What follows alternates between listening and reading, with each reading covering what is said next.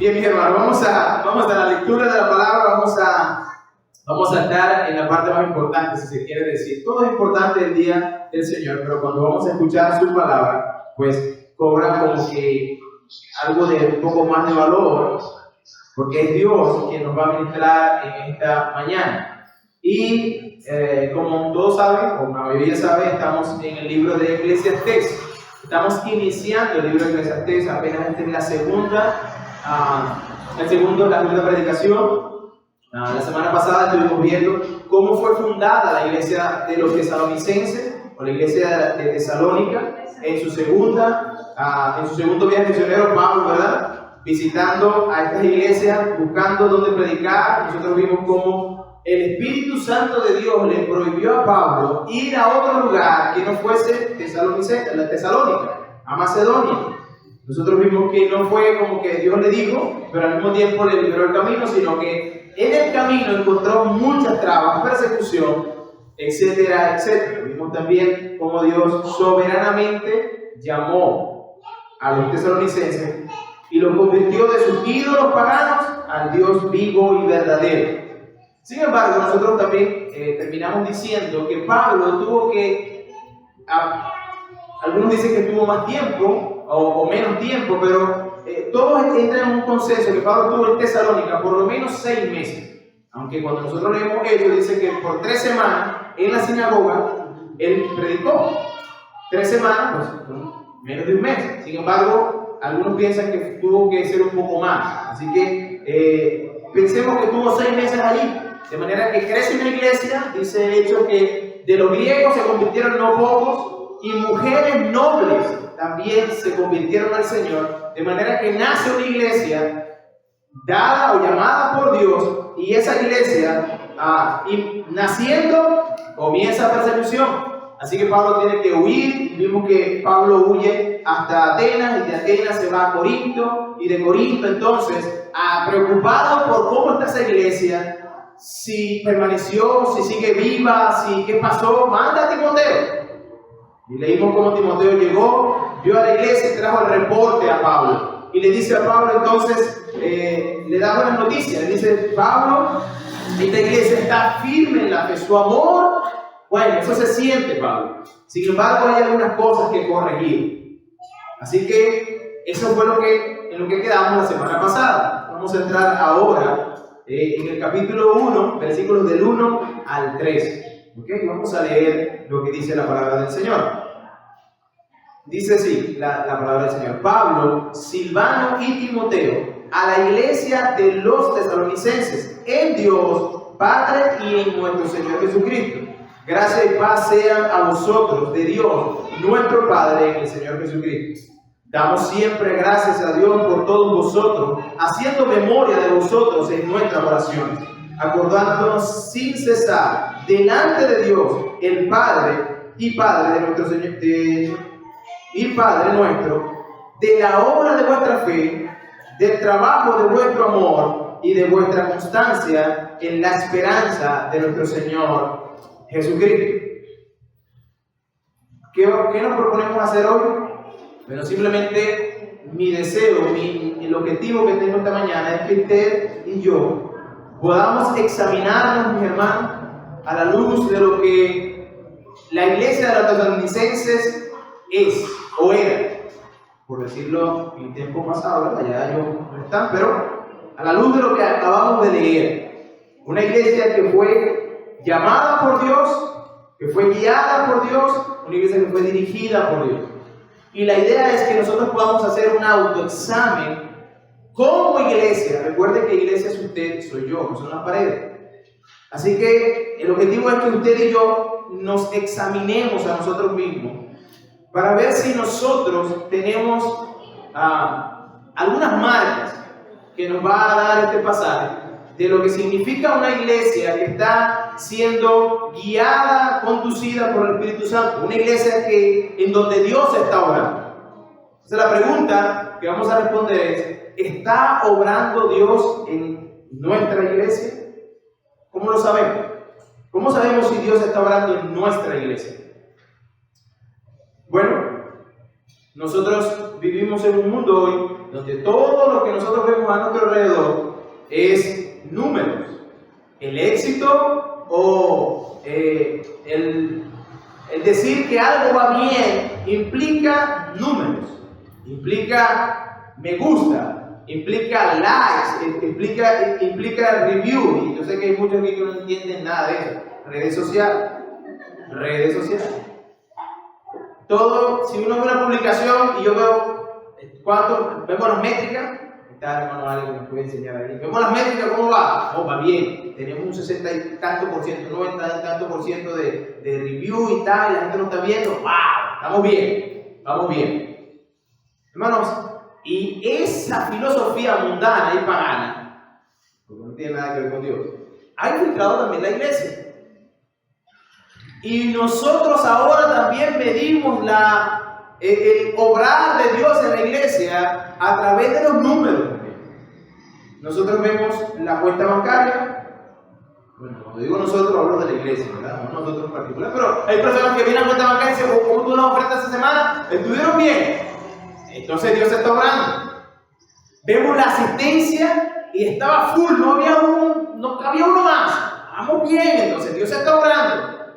Vemos quizás los ministerios, tenemos muchos ministerios, estamos trabajando en esto y en esto, y una iglesia muy activa, moviéndose constantemente, entonces decimos, ese es Dios obrando en la iglesia. Hermanos, yo quiero decirles que eso necesariamente no es así. Que una iglesia puede tener todo esto y Dios esté obrando en esa iglesia, puede ser. Pero al mismo tiempo, tú puedes tener todo eso sin que Dios obre en ese lugar. Y la prueba de eso es, vaya a un club nocturno, un club donde se bebe, se baila, etc. Tú vas un viernes, éxito total, pero ahí no está orando Dios. Y usted va a cualquier otro lugar, llámese nosotros que tenemos ahora estos bingo, el cipote que andan por ahí, ¿verdad? Donde en cada rinconcito hay un bingo. Y por donde quiera, ahora la comunidad se reúne en un sector y traen sus mesas, sus sillas, y traen todas las cosas y esperan pacientemente, solo, lluvia, no importa, esperan el autobús. Y uno puede ver eso en el centro, en el lugar donde se hace repleto. Y uno puede decir, ¿está Dios orando ahí en ese lugar? Y es que nosotros debemos medir el éxito en función de lo que Dios hace o no hace, no en cuanto a los números. Y es interesante porque cuando nosotros examinamos la iglesia de los tesalonicenses, nosotros vamos a ver que hay ciertas cosas que Pablo resalta en esta iglesia que ciertamente hablan del éxito y de Dios obrando en la iglesia. Y no tiene nada que ver con números, ni con likes, ni con ofrendas, ni con nada de eso. Me propongo entonces hablar de ello. Pero antes de eso, hermano, nosotros necesitamos, ¿verdad?, desempacar cada una de las cosas de los versículos que están allí. Iniciando pues con el versículo 1, lo primero que vamos a ver es ver los instrumentos humanos que Dios va a tomar para trabajar en esta iglesia. Vamos a ver también el destinatario de esta carta, a quién fue dirigida esta carta. Vamos a ver un saludo que habitualmente Pablo siempre hace, la intercesión de Pablo como apóstol ante la iglesia, y finalmente veremos los tres distintivos de esta iglesia. Hay muchos más, pero en esta oportunidad tres distintivos en esta iglesia que nos dicen que Dios está obrando. Y a la luz de ese conocimiento, nosotros lo que vamos a hacer es observar eso y ver, ¿será que Dios está obrando en nosotros? Otra vez, yo creo que recuerden que la iglesia no son las paredes, sino que la iglesia eres tú y soy yo. ¿Ok? Entonces vamos a iniciar por el comienzo, ¿verdad? El principio de nuevo otra vez. Capítulo 1, versículo 1 dice: Pablo, Silvano y Timoteo. Estos son los instrumentos que Dios utiliza. Y nosotros sabemos de la vida de Pablo, cómo fue convertido, cómo Dios lo llama en medio de una persecución. Él perseguía a la iglesia de Dios y Dios lo encuentra en el camino y le dice: Pablo, ¿por qué me persigues? Y Pablo dice: Señor, porque no te estoy persiguiendo a ti, yo estoy persiguiendo a esos herejes. A esos herejes, esa es mi iglesia, ese soy yo. y Dios se identifica inmediatamente con él y Pablo cae y usted conoce la historia, se convierte y Pablo entra en un momento de instrucción con el Señor hasta que lo convierte en el Pablo que es ahora, uno que va a predicar antes de perseguidor, ahora a ser perseguido, uno que tenía celo por la ley judía o por los rudimentos de las leyes, para ahora uno que da su vida y está dispuesto a dar su vida para que otros conozcan de la gracia de Jesucristo. También conocemos a Silvano. Y usted dirá, Silvano, no, usted no lo conozco. Bueno, Silvano es el mismo que se menciona en la carta como Silas. Es la misma persona. Silas y Silvano son lo mismo. Así que cuando usted vea en la Biblia, en Hechos, que se habla de Silas, es el mismo Silvano que estaba con Pablo en el inicio de esta iglesia y que está también aquí en la iglesia de los tesalonicenses. Igual Timoteo, uno de los siervos o hijos de Pablo espiritual, si lo pudiéramos decir de esa manera, que Pablo consiguió en su segundo viaje. Pablo toma a Timoteo, una persona que fue instruido en la fe por su mamá y su abuela. Interesante ver esto.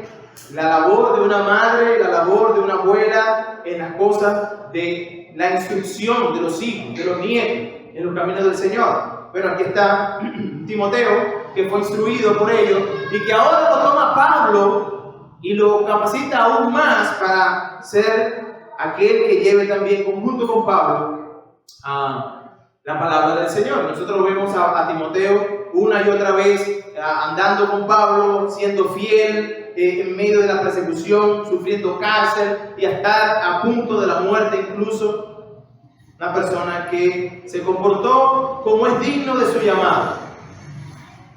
Esos son los tres que Pablo menciona. Ahora es interesante que en esta carta en particular, Pablo no comienza diciendo Pablo, apóstol de Jesucristo. En casi todas las demás cartas, Pablo comienza con haciendo alusión a que él es apóstol. Pero ¿por qué no lo dice en Tesalónica? Tampoco lo dice en la iglesia, en la carta a los filipenses. ¿Y por qué no? Bueno, algunos están de acuerdo que en Macedonia, en las iglesias de Macedonia, no se cuestionó su apostolado, sino que se entendía que Pablo era el apóstol de Dios. Lo que se cuestionó, o lo que Pablo más bien termina tratando de defender más adelante en la carta de los tesalonicenses, específicamente en el capítulo 2, es su integridad, que fue atacada, y su sinceridad, pero no su apostolado. De manera que usted va a conseguir a Pablo constantemente decir fuera de Macedonia, Pablo, apóstol de Jesucristo. ¿Por qué? Porque él quiere remarcar que él es uno de los que fue apartado por Dios para la obra que él estaba haciendo. Ese detalle es interesante, porque de una manera sencilla se presenta: yo soy Pablo. Como que si él tuviera un currículum bastante grande.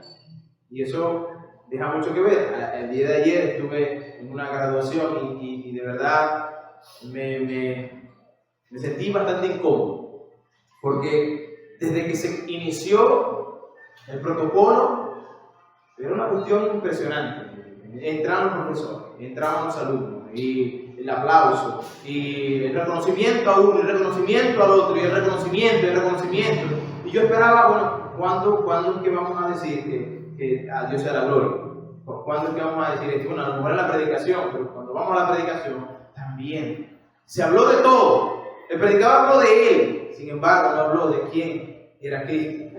Y aunque dijo muchas veces que era importante el Evangelio, nunca dijo qué era el Evangelio, sino que lo expresó a través de lo que él había vivido como Evangelio.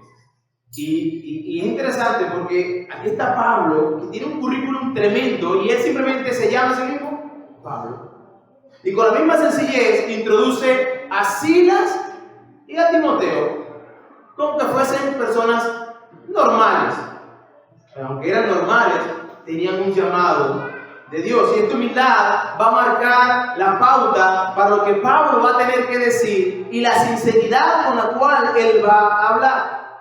Inmediatamente lo que Pablo hace es mostrar a los destinatarios. ¿Quiénes son los destinatarios? Dice, a la iglesia de los tesalonicenses. Detalle importante. Normalmente él dice a la iglesia que está en Corinto, que está en la ciudad de Corinto. Pero aquí dice a la iglesia de los tesalonicenses. Y es interesante ver cómo Pablo ya inmediatamente va a introducir a esta iglesia para decirle que hay una iglesia no como en la ciudad, no, de toda esa región. Y es el ejemplo que esta iglesia estaba mostrando que lleva a Pablo a decir a la iglesia de los tesalonicenses, como decir el ejemplo de todo este lugar. Ya empezamos a ver algunas cositas. Por ejemplo, la palabra que Pablo emplea para iglesia allí es la palabra que nosotros conocemos, eclesía. La palabra eclesía tiene como raíz kaleo, que lo que quiere decir es convocar, llamar. Y cuando esta frase es utilizada por el cristianismo, no fue que ellos la inventaron, no, esto era una frase común y corriente que en el mundo greco-romano se utilizaba. Cuando el mundo greco-romano quería llamar a una asamblea, a una reunión para asuntos de la política, ellos llamaban a una eclesía, convocaban a una asamblea para hablar de asuntos que tenían que ver con la política, cuestiones que tenían que decidir. Pero en este caso, la iglesia que Pablo está mencionando es una iglesia o una asamblea especial, porque es la asamblea no que llama el emperador, sino la asamblea que Dios convoca. Es la iglesia de Dios. Es la iglesia que Dios llama afuera. Y Pablo les hace ver, ustedes son, dice, la iglesia de los tesalonicenses en Dios, importante esa palabra, Padre y en nuestro Señor Jesucristo. La iglesia, hermanos queridos, esta iglesia en particular, hermanos, es una iglesia, o más bien la iglesia, para decirlo de manera general, la iglesia de Jesucristo es una institución no creada por ningún hombre, y eso lo dijimos la semana pasada. Pero además de que no fue creada por ningún hombre, esa iglesia fue llamada por el mismo Dios, fíjense, no para estar al lado o fuera de Dios, sino para estar en Dios. Eso implica, hermano, que si tú eres iglesia, estás en Dios. ¿Usted entiende eso? Yo quiero que usted entienda eso, porque en virtud de lo que vamos a hablar y vamos a ir viendo, usted debe examinarse. Si tú eres iglesia, entonces tú estás en Dios y en Cristo. No fuera de Él, no al lado de Él. Tú compartes una unión vital con el Señor. Y la iglesia de los tesalonicenses, Pablo les menciona, les dice, ustedes están en Él. Ahora, yo quiero que recuerden lo que hemos estudiado de la semana pasada con respecto a su historia. Cómo Dios impidió que Pablo fuese a otro lugar. Dice que fue impedido por el Espíritu. ¿Por qué? No vas a ir a otro lugar, vas a ir a Tesalónica. Y es como nace esta iglesia, como lo vimos en el libro de Hechos. Pero en esta oportunidad, hermano querido, yo quiero que usted entienda que Pablo está haciendo, está animando a los hermanos, pero le está dando conocimiento. Y nosotros necesitamos entender que cuando nos llamamos iglesia, tú como persona, te llamas iglesia, tienes que entender que tú eres parte de... Tú estás en Dios, eso significa que tú eres parte de Dios y todo lo que tú haces, hermano, piense, todo lo que tú haces, sí o sí, repercute, porque tú no eres una isla, tú no estás fuera de, tú estás en Dios. Los que son verdaderamente hijos de Dios, entonces, el Dios que los tiene a ellos en su seno, tiene que hacer algo. No se concibe una iglesia que sea iglesia de Dios, valga la redundancia, que realmente no sea o disciplinada o que esté en disciplina. Si no estás disciplinada o en disciplina, posiblemente tú no eres iglesia, por lo menos de Dios. Pero una asamblea que se reúne, pero no eres iglesia de Dios. ¿Por qué? Porque la iglesia de Dios no está fuera de Él. No es que si tú haces algo, no tiene ninguna importancia, no, tú estás en Él. Eso es lo que Pablo dice a los tesalonicenses. Si ustedes son la iglesia de Dios que está morando, viviendo en Él. La iglesia es de Dios porque Él la llamó afuera para ser de Él y para que esa unión espiritual, que al mismo tiempo es un misterio, hermano, porque ¿cómo concebir nosotros en Dios? Es un misterio, pero es una realidad de la Biblia. Nosotros estamos en Él y todo el Nuevo Testamento nos lo explica así. Mira lo que dice Gálatas 2:20.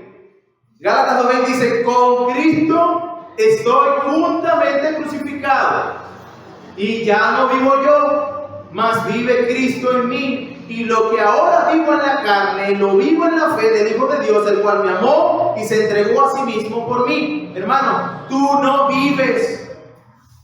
Deja de estar persiguiendo aquellos deseos y anhelos egoístas tuyos. Ya tú vives para alguien que es mayor que tú, es Dios. Pero Pablo sigue diciendo, Colosenses capítulo 3, versículo 3 dice: porque habéis muerto y vuestra vida está escondida con Cristo en Dios. Y aquí Pablo nos da un poquito más de luz. ¿Qué significa que yo soy una unidad con el Padre, con el Hijo? Bueno, lo que Pablo dice en Colosenses es que cuando Cristo muere por ti, o cuando más bien Cristo viene y te llamó de las tinieblas a su luz admirable, y ahora tú pones tu fe solamente en Jesucristo, eso implica entonces que Él viene a esconderse, esconderte de Dios en Él. Y ahora tú, estando en Cristo, puedes optar, tienes la oportunidad de presentarte ante el Dios que es 3 veces santo, porque estás escondido con Cristo. Lo que esto significa es que cuando tú llegas o pasas a ser uno que está en Cristo, entonces significa que eres iglesia. Antes no. Los tesalonicenses debían entender que ellos eran una iglesia porque estaban en Cristo. No era una iglesia porque Pablo fue a predicar. No fue una iglesia porque ellos se llegaron a reunir con los demás hermanos. No era una iglesia porque llevaban un pergamino debajo del brazo. No era una iglesia porque todos los días daban limosna. No era una iglesia porque hacían cualquier otra cosa que aparentemente a los ojos de los hombres era bueno. No, era una iglesia porque Dios los llamó afuera, porque Dios estaba en ellos o ellos en Dios. Y fíjense que Él utiliza el nombre completo de Cristo. Dice: en Dios Padre y en el Señor Jesucristo. La palabra Señor allí es Curios, aquel Señor que está sobre todos los señores. Pero luego dice, emplea el nombre de Jesús para hacernos ver a ese Cristo, a ese Dios que se encarnó y se le dio el nombre de Jesús. Y luego tenemos la función que Él iba a llevar a cabo, de Mesías, de Cristo, el ungido, aquel redentor que Dios había prometido antes de la fundación del mundo, que vendría a rescatar a aquellos que estaban perdidos. Hermano, estar en Cristo significa ser iglesia. Fuera de Cristo, tú eres simplemente una persona que está en completa condenación y que un día realmente te presentarás sin nada que ofrecer, no importa lo que hayas hecho aquí en la tierra, sin nada que ofrecer en rescate de tu vida. De manera que Pablo entonces introduce esta carta diciendo a los hermanos: ¿quiénes son ellos? Ustedes están en Cristo. Pero luego entra en lo que es habitual en Pablo, en el saludo que él constantemente da: gracia y paz a vosotros. Así lo saluda en esta carta. La gracia que Pablo, a la cual Pablo se refiere, es a la gracia que ellos recibieron en vez de condenación. El pueblo de los tesalonicenses, como dijimos la semana pasada, era un pueblo pagano. Era un pueblo donde realmente no moraba a Dios. donde la libertad o el libertinaje sexual era horrible. Estaba totalmente depravada esta ciudad. Y la iglesia de los tesalonicenses, ahora, en vez de recibir condenación, recibieron gracia. Eso es lo que recibimos cuando realmente estamos en Cristo. Gracia en vez de condenación. No recibieron lo que realmente merecían, sino que la bondad de Dios los abrazó, perdonó sus pecados y les dio vida eterna. Y por eso, ahora tienen paz. Y Pablo habitualmente saluda de esa misma manera.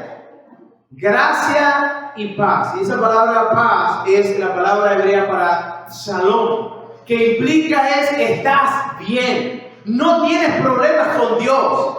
Pablo le estaba diciendo en otras palabras, hey, a los tesalonicenses, iglesia, gracia, más bien dicho de la manera coloquial para nosotros, estás siendo beneficiada grandemente y además de eso, ¿sabes qué? Deja de estar en guerra con Dios. Ya no tienes guerra con Dios, sino que tienes paz. Hermanos, si tú no estás en Cristo, yo quiero que tú entiendas que tú estás en guerra.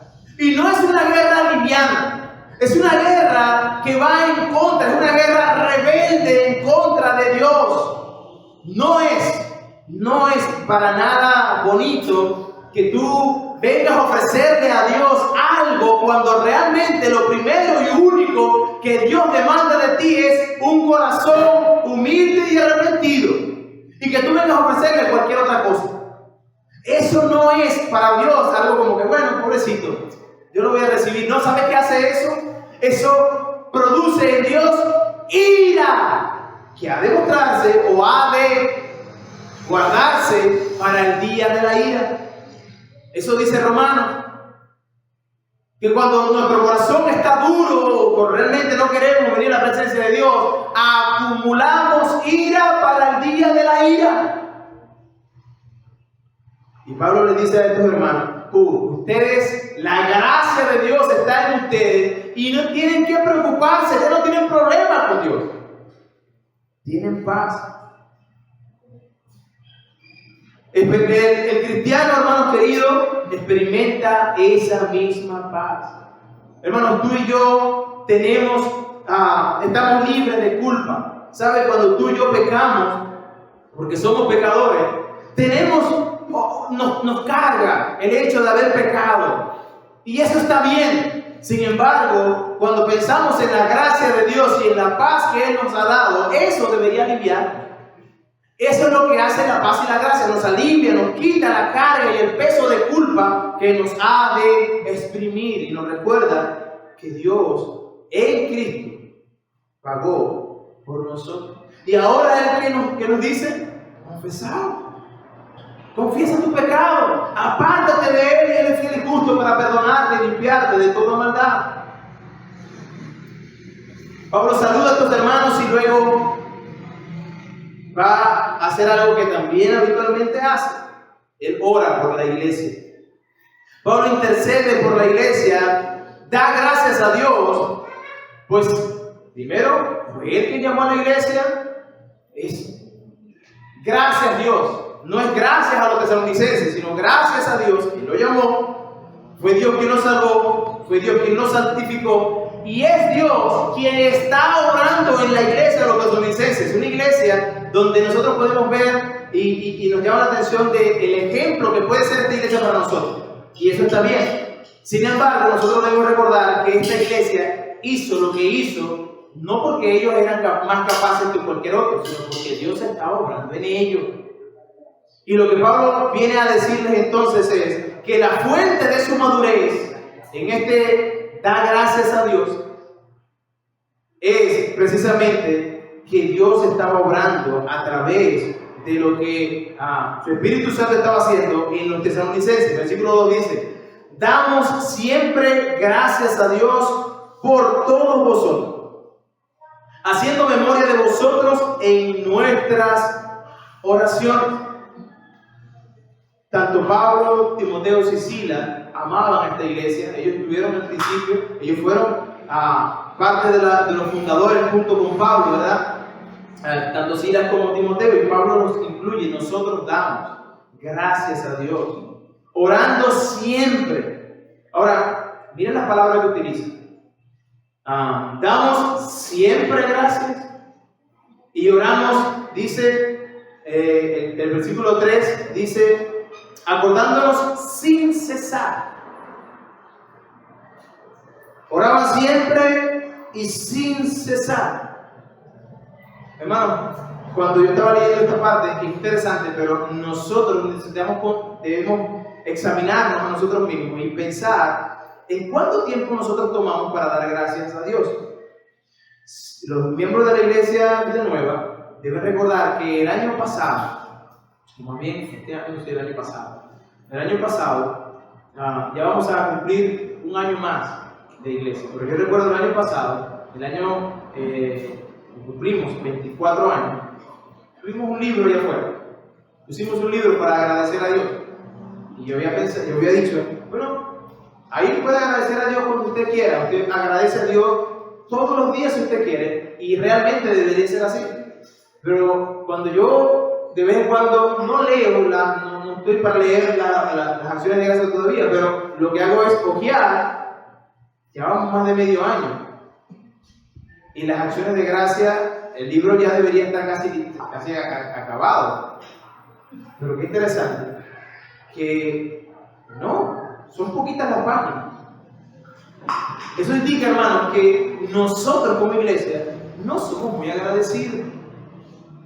Y esto es algo que nosotros debemos ver, porque si no somos agradecidos, entonces somos mal agradecidos.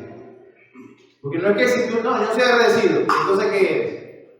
Porque si te han dado cosas, si Dios te ha trabajado en ti, te ha fortalecido, te ha guiado, te ha enseñado, deberíamos nosotros agradecer a Dios.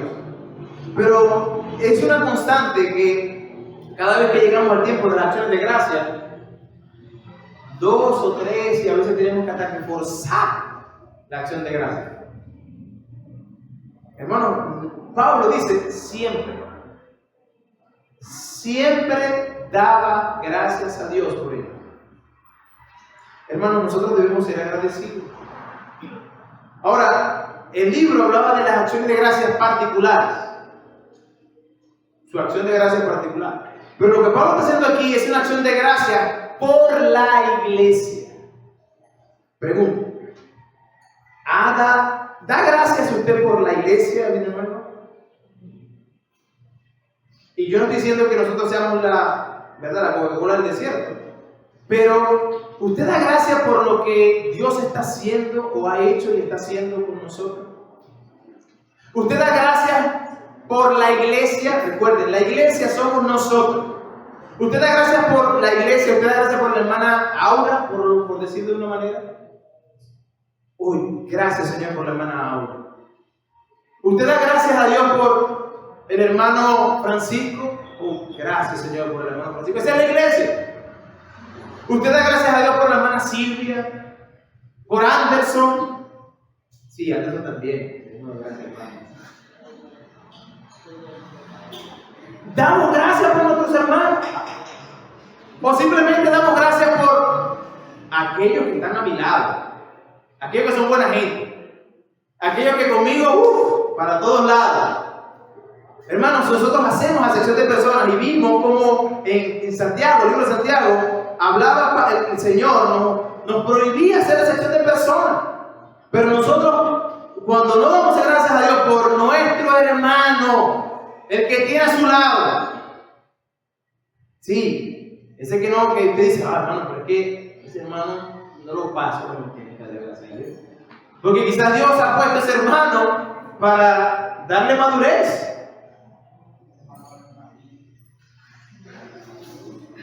Aunque sea una piña, aunque sea una piña. Ese hermano, ese es su hermano en Cristo. Él comparte lo mismo que tú compartes. El Espíritu Santo de Dios que está en él está en ti. Y llegará el momento donde estaremos para siempre con nuestros hermanos. Así que aquí lo que debemos hacer es el ejercicio de amar o de dar gracias primeramente por nuestros hermanos. sea lo que sea. Pablo dice que él daba gracias por sus hermanos. Tiene que empezar a preguntar, ¿doy gracias yo por mis hermanos? No lo estoy haciendo. Entonces estoy siendo mal agradecido, porque ese hermano le costó a Cristo su sangre. Y el Señor me lo ha dado, nos lo ha puesto en nuestra iglesia. Oramos por nuestros hermanos. Pablo dice que lo hace sin cesar. No es que oramos simplemente porque tienen una necesidad y venimos el miércoles a orar por la necesidad del hermano. No. Es orar todo el tiempo por nuestro hermano. Es que cuando usted se siente a orar, usted recuerda a su hermano y haga mención de él en la oración. Mi esposa y yo toda la mañana lo hacemos. Nos paramos, hacemos lo que tenemos que hacer y paramos a hacer devocional y oramos por todos. Y le mencionamos, hermano. Y recordamos al hermano si tiene alguna debilidad o simplemente tiene que ser fortalecido. Oramos, hermano. Hermanos, tú y yo estamos llamados a eso. No eventualmente, sino orar sin cesar. Pablo lo hace por tu hermano. Hermano, yo quiero que oren por mí. Bien, eso está bien. Orar los unos por los otros. Pero muchas veces ese orar no es lo uno por los otros, sino oren por mí. ¿Y tú oras por tu hermano? Ni me acuerdo. Bueno, Pablo nos está dando ejemplo ahora mismo de que él lo hacía siempre. Siempre lo hacía. Constantemente. No solo por la necesidad, sino que Pablo dice porque él estaba recordando a la iglesia, recordaba algo que ellos estaban haciendo o por lo que Dios estaba haciendo en ellos. Por eso él oraba y le daba gracias a Dios. ¿Cuáles son las razones de la acción de gracia de Pablo? Y ahora aquí vamos así a ver los tres aspectos distintivos, características distintivas de esta iglesia. Las razones por las cuales Pablo es movido a orar por sus hermanos, a dar gracias a Dios por sus hermanos, es, número 1, versículo 3, dice, acordándonos sin cesar delante de Dios y nuestro Señor, número 1, de la obra de vuestra fe, número 2, del trabajo de vuestro amor, y número 3, de vuestra constancia en la esperanza en nuestro Señor Jesucristo. Tres cosas que Pablo está mencionando de esta iglesia que lo mueve a elevar su oración a Dios. Estas tres cualidades son vitales para una iglesia. Son vitales. Si una iglesia no tiene una de ellas, pues entonces es una iglesia muerta. Y vamos a ir poco a poco. Si una iglesia no tiene una obra de fe, no tiene amor por sus hermanos, un trabajo de amor, si una iglesia no tiene una constante esperanza o una perseverancia en la esperanza, entonces es una iglesia posiblemente que está muerta. Ahora, estas tres cosas es interesante que Pablo las menciona, no solamente aquí en los Tesalonicenses, sino que es algo que menciona habitualmente en sus cartas. Si usted lee conmigo, por ejemplo, 1 Corintios capítulo 13, versículo 13, él dice, y ahora permanecen la fe, la esperanza y el amor. Tres cosas. Dice la fe, la obra de vuestra fe, el trabajo de vuestro amor y la constancia de la esperanza. Pablo menciona aquí los tres, pero el mayor de esto es el amor. Luego en Colosenses también menciona estas tres cosas. Dice en Colosenses capítulo 1, versículos 4 al 5, dice, habiendo oído de vuestra fe en Cristo Jesús y del amor que tenéis a todos los santos, a causa de la esperanza que os está guardada en los cielos, de la cual ya habéis oído por la palabra verdadera del Evangelio. Una vez más, fe, amor, esperanza. Gálatas capítulo 5, versículo del 5 al 6. Pues vosotros por el Espíritu guardamos por la fe la esperanza de justicia, porque en Cristo Jesús ni la circuncisión vale algo, ni la circuncisión, sino la fe que obra por el amor. Fe, amor, esperanza. Una vez más, Pablo lo que está tratando de enseñarles a los tesalonicenses, o a nosotros, en su acción de gracia o en su oración, es que él está viendo una obra especial o una obra, o más bien Dios obrando en la iglesia. Y él entonces dice las razones, 3. Por su trabajo, por su amor, por su fe, por su esperanza. Y es algo que caracteriza al Hijo de Dios, estas 3 cosas. Si tú te preguntas a ti mismo, ¿cómo sé que Dios está obrando en mi vida? Bueno, ahí está. En primer lugar, lo que debemos ver es una obra de fe.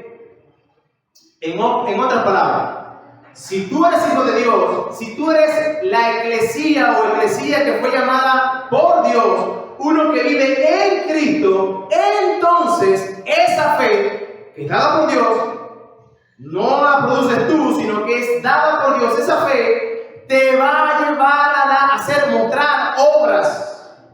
Tú no puedes decirme que tú tienes fe, pero ciertamente no obras. Tu fe no obra. Bueno, si eso es así, entonces tu fe es una fe muerta. Y nosotros lo hemos leído en Santiago, capítulo 4, nosotros entendemos, capítulo 2, versículo 14, vimos cómo Santiago le enfrenta a la iglesia que estaba esparcida y le dice a ellos que la fe que ellos tiene una obra que se puede ver. Yo puedo ver tu fe por tus obras. Y es que la verdadera fe, la genuina fe, tiene obras, no va sola. Es una fe sola, pero que va acompañada, o más bien, yo le digo es que esa fe está preñada. Esa fe viene preñada con obras que Dios preparó de antemano para que nosotros anduviésemos en ella.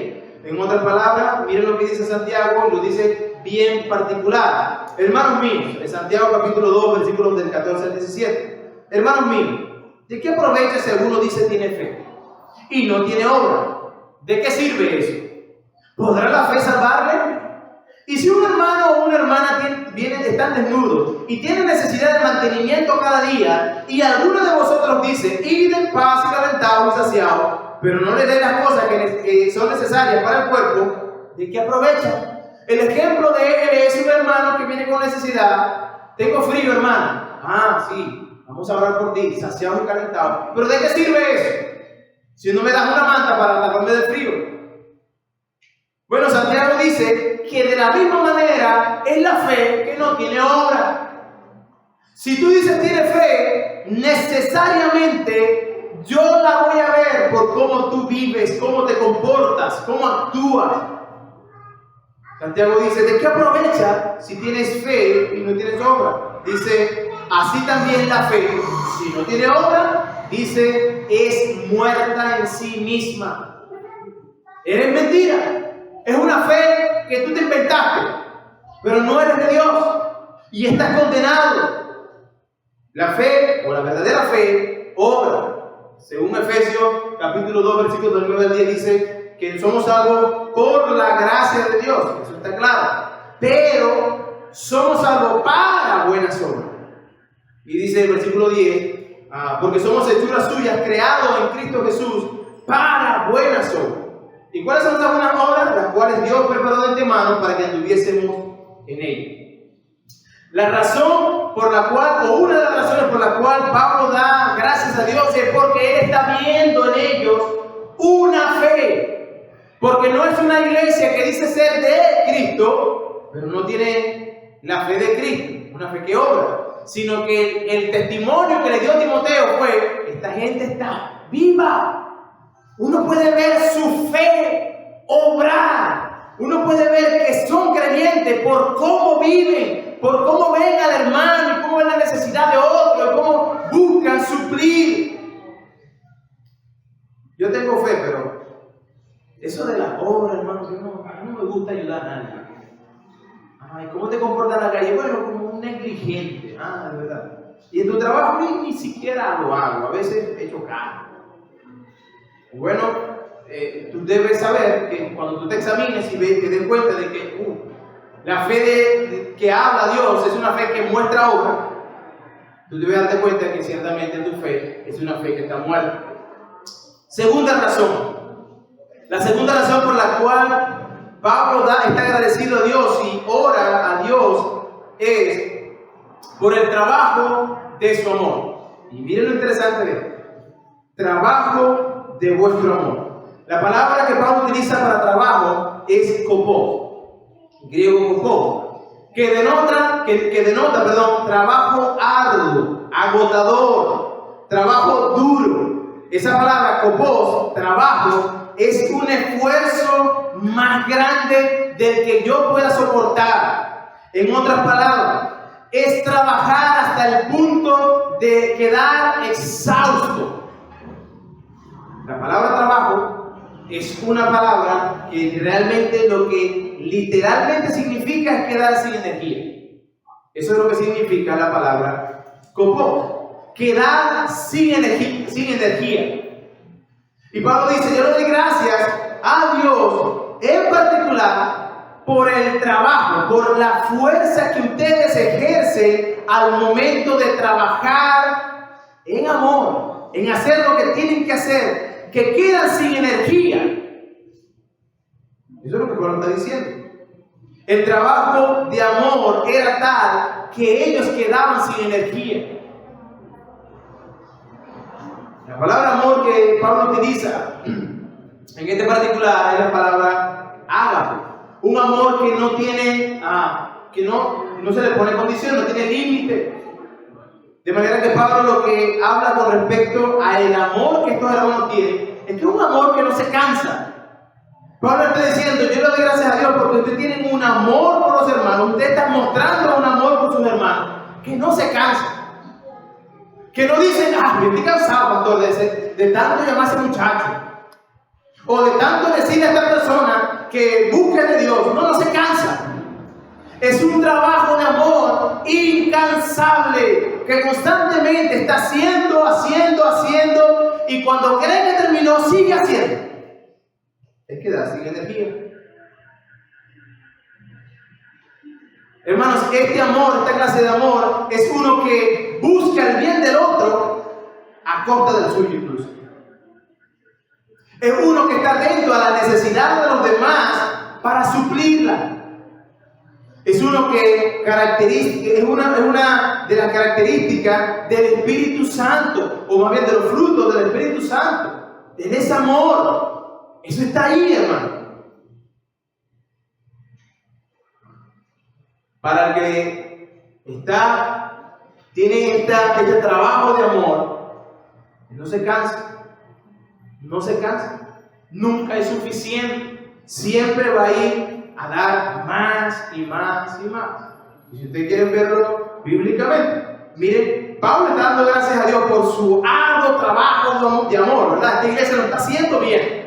Pero Pablo, en esta misma carta, 1 Tesalonicenses, capítulo 4, versículos 9 y 10, miren lo que dice Pablo, dice: pero acerca del amor fraternal, no tenéis necesidad de que yo os escriba, porque vosotros mismos habéis aprendido de Dios que os améis unos a otros. Y dice, wow, Pablo está reafirmando una vez más lo que él estaba diciendo. O sea, yo no tengo que escribirle del amor porque ustedes lo están haciendo muy bien. Está bien, no. Versículo 10. Y también lo hacéis así con todos los hermanos. ¿Está bien? Dice que están en toda Macedonia.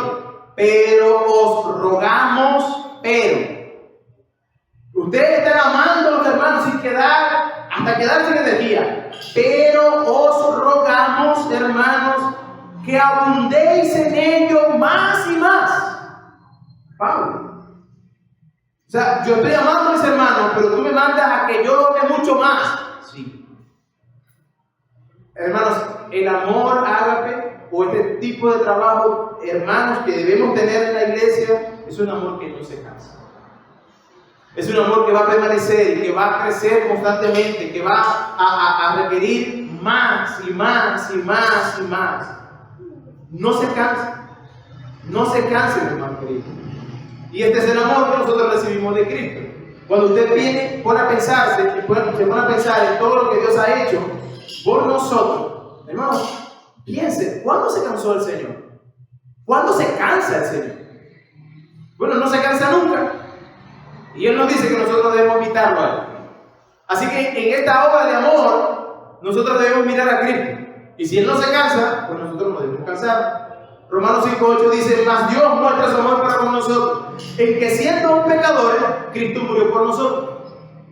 Siendo pecadores, Cristo murió por nosotros. Hermano, su hermano que tiene a su lado es un hermano que ha sido salvado por la gracia del Señor. Ese hermano necesita y merece también que tú le des su amor. Un amor que no se canse. Un amor que no se canse. Ay, no lo soporto más, pastor. Bueno, ese no es el amor que nosotros aprendemos del Señor. Él no se cansa. Y tanto es así, hermano, que la evidencia de esa falta de amor prueba si tú eres cristiano o no. Esa falta de amor prueba si tú eres cristiano o no. Miren lo que dice Primera de Juan, capítulo 4. Primera de Juan, capítulo 4, versículos del 7 al 11. Miren lo que dice Juan. Amados, amémonos unos a otros, porque el amor es de Dios. Todo aquel que ama es nacido de Dios y conoce a Dios. El que no ama no ha nacido de Dios, porque Dios es amor. ¿Están viendo? Si tú naciste de Dios, tú amas, como Dios amó. Pero el que no ama no ha conocido a Dios. No lo conoce. No, pero yo sí lo conozco. Pero ¿dónde está tu obra para ver de amor? No la veo. Y si no puede estar esa obra de amor, pues posiblemente tú no has conocido a Dios. Dice, en esto se mostró el amor de Dios para con nosotros. En que Dios envió a su Hijo unigénito al mundo para que vivamos por Él. En esto consiste el amor. No en que nosotros hayamos amado a Dios, sino que Él nos amó a nosotros primero. Nos amó a nosotros. Y envió a su Hijo en propiciación por nuestros pecados. ¿Sabe qué significa eso? Que Dios envió a Cristo y lo puso como una tapa encima de nosotros para que la ira de Dios cayera sobre Él y no sobre nosotros. Ese es amor. Él soportó la ira de Dios. Fue enviado como propiciación, el que soportaba el peso de la ira de Dios para que no cayera sobre nosotros. Dice el versículo 11, amados, si Dios nos ha amado así,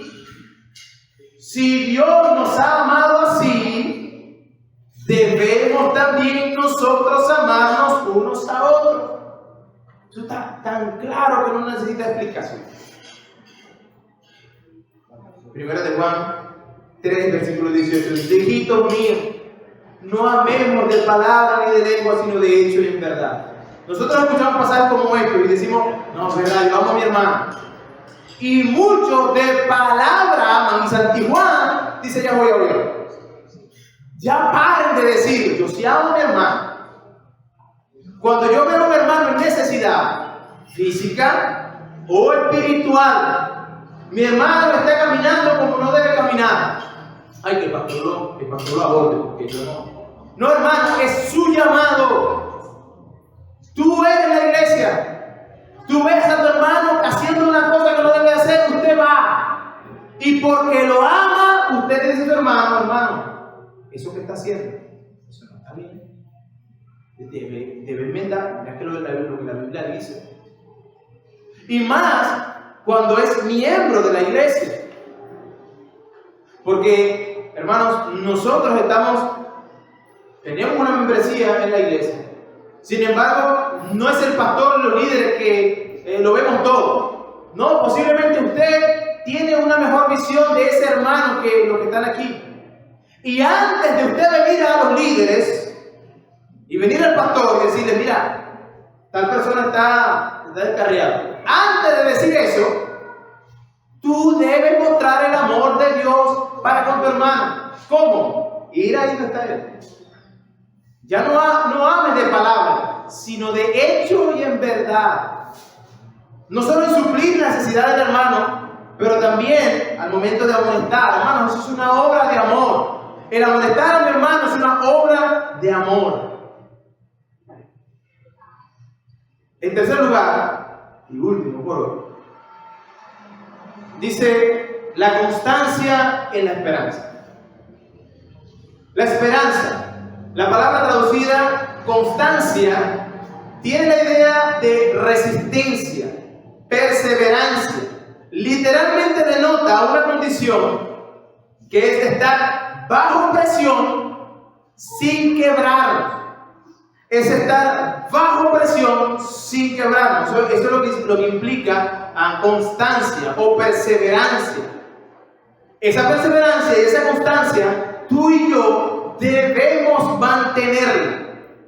Ahora, dice, esa constancia dice que es estar bajo presión. Ahora, pensemos un momento. ¿Tenemos acaso nosotros momentos difíciles en la vida? Sí, constantemente.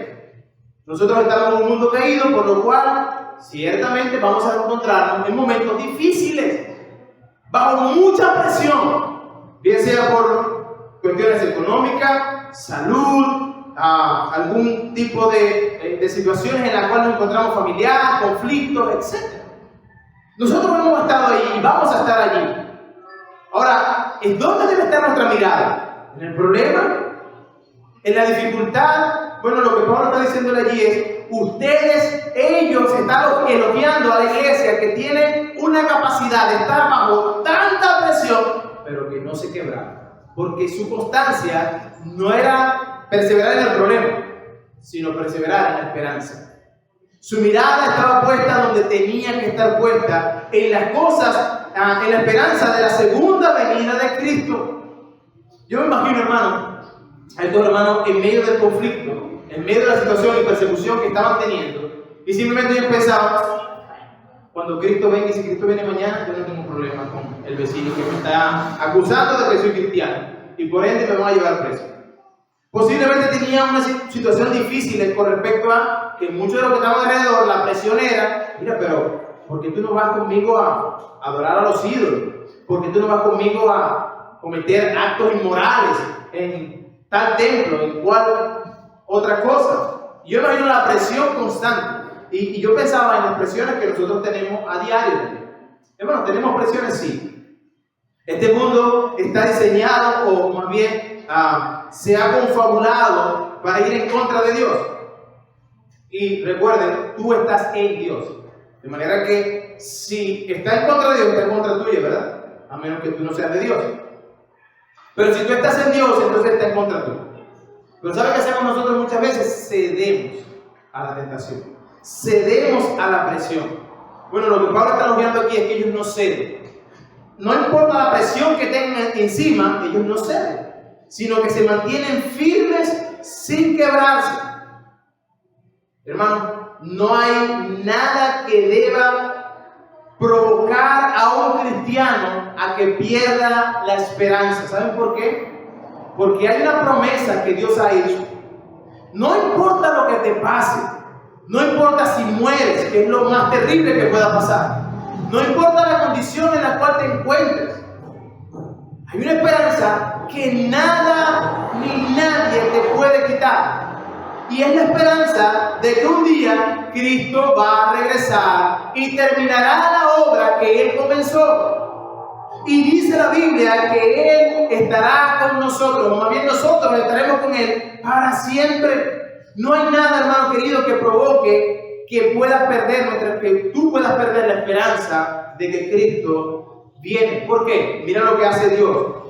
Sabiendo de nuestra fragilidad, si pudiéramos decir, en el momento de creer, Dios, que no nos debe nada, hace promesas. Mira lo que dice Hebreos capítulo 6, versículos 18 al 20.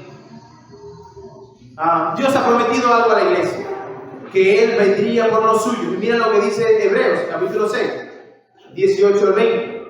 Dice, para que por dos cosas inmutables, las cuales es imposible que Dios mienta, tengamos un fortísimo consuelo en lo que hemos acudido para asirnos de la esperanza puesta delante de nosotros. Hay una esperanza en la cual tú te tienes que agarrar. Hay una hay una cosa que Dios ha hecho, un fortísimo ancla, es un cuidado, es una promesa que Dios ha hecho. Dice, la cual tenemos como segura y firme ancla. Está hablando de la esperanza. Esa esperanza que en definitiva es Cristo. Dice que tenemos esa firme ancla del alma y que penetra hasta dentro del velo. Fue Cristo quien penetró hasta dentro del velo, ¿se acuerdan? Cuando Cristo murió en el Calvario, el velo se rasgó y Él pudo entrar al lugar donde no era permitido que ninguno de nosotros entrase. Pero Jesús entró. Él es nuestra esperanza, hermano. ¿Sabe qué dice Romanos capítulo 8? Que ni la muerte, ni la vida, ni los ángeles, ni principados, ni lo presente, nada podrá separarnos del amor de Dios que es en Cristo Jesús, Señor nuestro. Lo que Él estaba tratando de transmitirle o transmitirnos a nosotros, pero nosotros en licencia, y daba gracias a Dios por ello, es que la esperanza con la cual ellos vivían era tal que no se quebraba, que era inquebrantable. Hermanos, nosotros hoy tenemos mucha más evidencia de esa certeza que lo que tenían los tesalonicenses. Es, hermanos, tener esperanza. Es tener esa esperanza. Piensa por un momento conmigo. Si tú y yo tenemos aflicciones, pero en medio de la aflicción yo dejo de hacer aquellas cosas que Dios me dice que yo debo hacer. Por ejemplo, descansar en Dios, orar a Dios. Hermanos, yo estoy negando, o más bien yo estoy tratando de decirle, Dios, tú no puedes. Es una cosa loca. Cuando yo simplemente digo, Dios, tú no puedes, déjame hacerlo yo, porque yo sí puedo. Pero Dios dice, no, quédate quieto. Soy yo quien obro en ti y en las circunstancias. Recuerda, yo soy Dios soberano y nada de lo que está pasando a tu alrededor escapa a mi voluntad. Yo lo estoy haciendo, yo lo hago. Y la única manera de permanecer firme en el mundo en el cual nos desenvolvemos nosotros es simplemente poner nuestra mirada en Él. Hermano, ¿tiene necesidad económica? Piensen. ¿Y si mañana Cristo viene? ¿Acaso esa necesidad ya no habrá necesidad económica? Y mientras, pastor, pero mientras que no viene, sigue confiando. Confía en que ese Señor que vendrá, que prometió que vendría, al mismo tiempo es el mismo Dios que provee. Y si te ha puesto en esa necesidad, es por la razón. Las razones que Él tiene, que son mucho mejores que las que yo puedo decirte. Pero una de ellas es para que nos sometamos a Él y que vivamos en concordancia con lo que Él nos está diciendo. Hermano, esa frase que aunque está trillada, es una realidad. El cristiano debe vivir a la luz de ella. Cristo viene. Es una realidad, no es mentira. La razón por la cual tú y yo debemos continuar peleando en este mundo, por la cual debemos pelear con nosotros mismos, en nosotros mismos, con las cosas que están afuera, es porque un día Cristo va a volver por nosotros. Ya Él nos prometió eso. En Juan capítulo 14 nos dice, no se turbe vuestro corazón, creéis en Dios, creéis también en mí. En la casa de mi Padre muchas moradas hay. Si así no fuera, yo no lo hubiera dicho. Pero yo les digo, yo voy a preparar morada para vosotros. Y entonces, ¿qué voy a hacer? Cuando estén listas, yo volveré y os tomaré a mí mismo. Fíjense cómo otra vez cómo la Biblia tiene concordancia, ¿no? Pablo está diciendo aquí, nosotros estamos en Dios. Y ahora Cristo dice aquí, yo los voy a tomar a mí mismo. ¿Cómo es eso, Señor? Bueno, porque ustedes están en mí, yo en ustedes. Yo regreso a tomarlos a mí mismo, a ustedes que están en mí. Y donde yo estoy, ustedes estarán conmigo. Hermanos, esas deben ser palabras que nos alienten en medio de la frustración. Sin duda alguna en este mundo tendremos aflicción. Cristo nos lo dijo. Tendremos aflicción. Pero hermanos, hay una gloria que nos espera. Y es la que nosotros debemos ver. Eso es lo que dice Romanos capítulo 8, versículo 18. Pues tengo por cierto que las aflicciones de este tiempo presente no son comparables a la gloria venidera que en nosotros ha de manifestarse. Hay una gloria que el Señor tiene preparado para nosotros. Una gloria que vamos a gozar cuando estemos en la presencia de Él. Pero es necesario tener la esperanza. Ahora piensen por un momento para la reflexión. Si usted está aquí y dice, hermano, yo debo examinar, claro, debo examinar. ¿Cómo sé que Dios está hablando en mi vida? Bueno, lo primero que debe pensar es, ¿estás tú en Cristo? Si no estás en Cristo, pues no, Dios no puede estar hablando de ti. No, pero es que todos somos hijos de Dios. Es que todos somos... No, es así. La Biblia dice que solo los que le recibieron, los que creen en su nombre, a eso Dios les dio la potestad de ser hechos hijos de Dios. A eso, a los que creen en su nombre. Yo creo en su nombre. Ok, vamos por partes. Entonces, si Dios, tú estás en Dios, entonces sí hay posibilidad de que Dios esté orando en ti. Número 2, muéstrame tu fe. Porque la obra, la fe que tú tienes debe obrar. Si realmente tú tienes fe, eso se debe ver. ¿Cuáles son los frutos dignos de arrepentimiento que tú das? ¿Cómo te comportas en medio de donde vives? ¿Cómo te comportas en la ciudad donde estás? En tu trabajo, en la localidad donde estás. Hermano, tu fe se debe ver. Hermano, ¿cómo sé que Dios está hablando en mí? Bueno, si Dios está en ti, si la fe se muestra, si hay un arduo trabajo de amor. Bueno, la Biblia dice que si el amor de Dios no está en nosotros, entonces yo no he conocido a Dios. Tú puedes decir, yo tengo fe, pero no tengo amor. Entonces Dios dice, mira, tú podrás tener fe, pero no en mí. Tú tienes la fe histórica, la fe que tienen los demonios, pero no una fe genuina. Y número 3, ¿cómo sé que Dios está hablando en mi vida? ¿Cómo vivo yo el día a día? ¿Con la esperanza puesta en que Cristo retornará? ¿O en lo que va a pasar en unos momentos después que Él salga de la iglesia? Tengo que hacer la comida. Que tengo que... Hermano, es que las guerras que están pasando en el Medio Oriente. Ahora sí, hermano. ¿Y qué pasó ahí con eso?